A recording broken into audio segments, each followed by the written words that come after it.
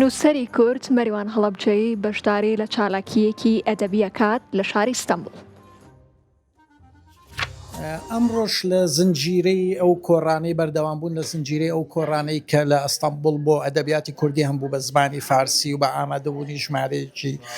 باش لە خوێنەران و ئەدەبدۆستانی ئێرانی کۆڕێکە لەسەر ڕۆمانی ماڵی پشیلەکانی نووسەری دیاری کورتی واقادر کە پێشووتریش کۆڕم هەبوو لەسەر بەرهەمەکانی ئەو لەسەر بەرهەمەکانی شێرزاد حەسەن و ماردین ئیبراهیم و چەند کۆڕێکیش لەسەر بەرهەمەکانی بەختیار عەلی و هەفتەی هەر سەرەتایە هەفتێش کۆڕمان هەبوو لەسەر ڕۆمانی نەفرینی نەوبەهاران نەفرەتی نەوبەهاران کە بەم زوانە بە فارسی لەم ماوەیە بڵاو بووتەوە. لە ئێستاە ئەمڕۆ گفتوگۆکە و خوێندنەوە و لێکۆڵینەوە لەسەر ڕۆمانی ماڵی پشیلەکانە کە تا ئێستا حەوت چاپ کراوەتەوە و پێشوازێکی زۆری لێکراوە لە ناوخۆی ئێران و تەنانەت لە دەرەوەی ئێران لە تاراوگە ئێرانەکان چ لە ئەوروپا باشیان لەسەر نووسیوە چ لە ئەستەمبول چ لە ئەفغانستان و ناوخۆی ئێرانیش ئەو بەشێک لەو ڕەخنانەی کە کۆم کردووەتەوە لە ئەم ساڵا بە کتێبێک بڵاوی بکەمەوە دەربارەی ماڵی پشیلەکان هێندەی خودی ڕۆمانی ماڵی پشیلەکان دەبێت کە فارسەکان دەربارەیان نووسیوە ئێرانەکان بە شێوەیەکی گشتی. ئەمەش ئەم زنجیرە کۆڕش لە درێژەی ئەو کۆڕانەیە کە پێشووتر لە تاران زیاتر لە 100 کۆڕم هەبوو بۆ ناساندنی ئەدەبیاتی کوردی و لە 15-20 ساڵی ڕابردووە ئەو بەرهەمانەی کە تەرجمەم کردووە لە فارسیەوە لە کوردیەوە بۆ فارسی لە ئێستاشدا لە ئەستەمبول و لە شارەکانی باکووری کوردستان ئەو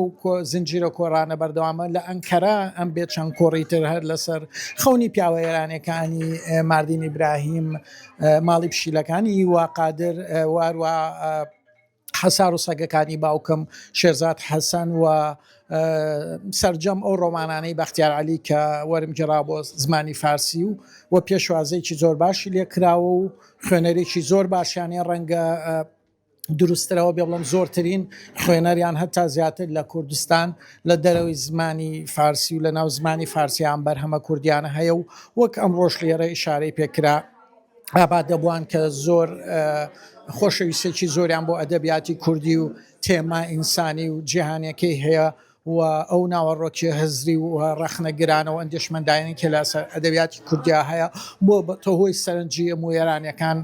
لە هەرکوێک کە دەستیان بە کتێبی کوردی و ئەم چەشنە لە ئەدەبیات بگاو خوێن بێتیانەتەوە بە ستایشێکی زۆری ئەم ئەدەبیاتیان کردووە و ئەمەش باشە دەواازەیەکی گرنگە بۆ ئێمەی کورد ناساندنی خۆمان و کللتورەکەمان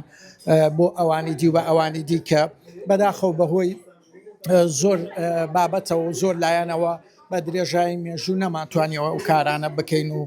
زۆر درەنگ دەستی پێکرەوە بەڵام لە ئێستاشە لە دەرگادانی ئەویدی چوونە ناو ماڵی ئەویدی لە ڕێگەی ئەدەبیاتەوە کە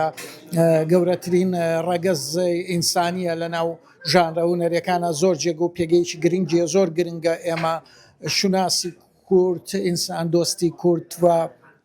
ڕەنج و تراژیدیاکان و تەنیایی کورد و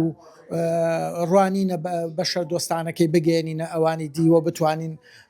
پردێک دروستکەین پەیوەندێکی قوڵتر دروستکەین لە ڕوانینی ئینسانی کورد نیشان بدات و ئەوەی کە چۆن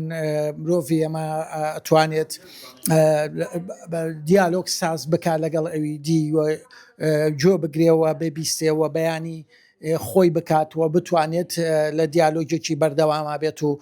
ئاڵوگۆڕی فکریە بێ ئێمە لە بە درێژایی 100 ساڵی ڕابردوو بە تایبەت نزیک بە سەدەیەک وەرگێڕانێکی زۆر هەبووە لە زمانەکانی تراوە بۆ ناو زمانی کوردی بە هەموو کەم و کوڕیواستەنگەکانیەوە بەڵام بە وەرگێڕانی پێچەوانە و